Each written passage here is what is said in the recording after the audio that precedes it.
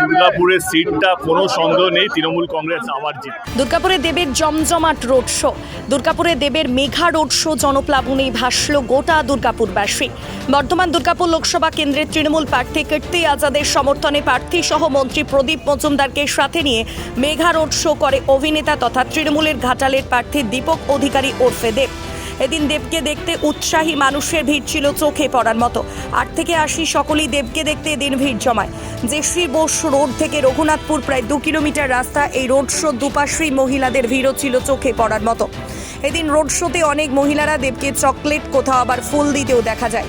Road show শেষে দেব সাংবাদিকদের মুখোমুখি হয়ে জানান, বর্ধমান দুর্গাপুর লোকসভা আসন তৃণমূল নিশ্চিত।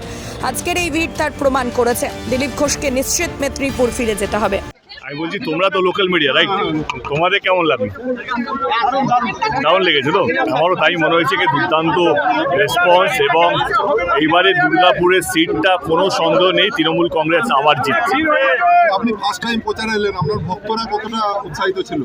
শুধু ভক্তরা না, আমার মনে হয় কি এখানকার কর্মীরা যারা তৃণমূল কংগ্রেস হয়ে জেতার জন্য মানে সব কিছু লাগিয়ে দিয়েছে আর কি, দিন রাত এক করে দিচ্ছে। এবং আমার কোথাও যেন মনে হয় কি মানুষের বিশ্বাস তৃণমূল কংগ্রেসের প্রতি দিন বেড়েছে। এবং কোথাও যেন মনে হয় এখন জাস্ট র্যালিটা শেষ হলো, কালকে যখন বৃষ্টির জন্য আসতে পারিনি এখান থেকে কবিতা বললো কি না অনেক মানুষ হতাশা হয়েছে এবং পেপারেও বেরিয়েছে কে খুব হতাশাজনক। তখন আমার মনে হলো কি না যাওয়া উচিত, এবং সেই জন্য আজকে কালকে র্যালিটা যেটা ক্যান্সেল হলো সেটা আবার আজকে করা হলো।